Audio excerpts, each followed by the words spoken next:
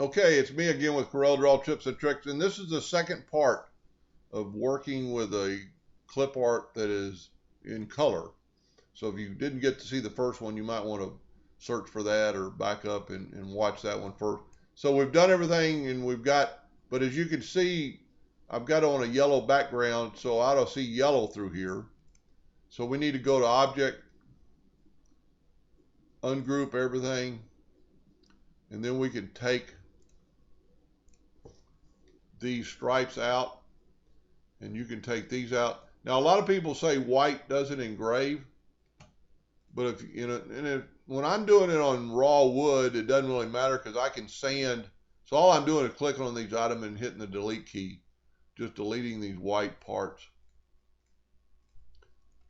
And but if you were doing it like on a really fancy plaque that you've already finished, or somebody gave you a plaque that's finished, you don't want to use that white because it could actually engrave a little bit.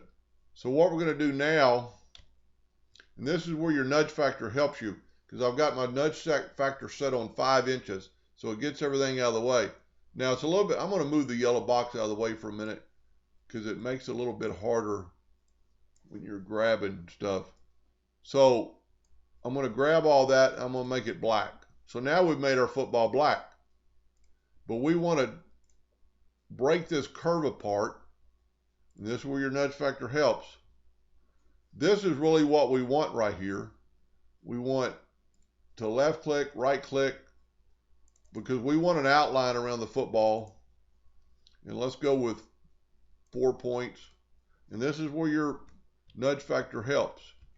And that looks pretty good. We probably need these stitching. So let's try to get rid of that, get rid of that. We don't need any of this stuff anymore. We only really need that.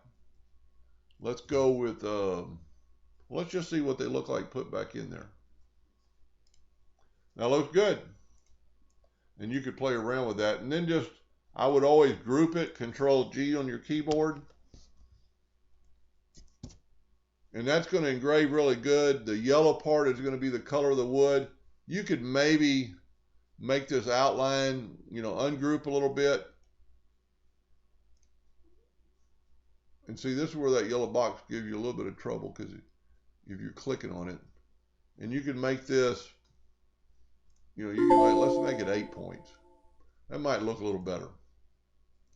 Anyway, hope that helped, and thank you for watching. And you could have left the outline of these stripes in there that we took out earlier. Thank you much.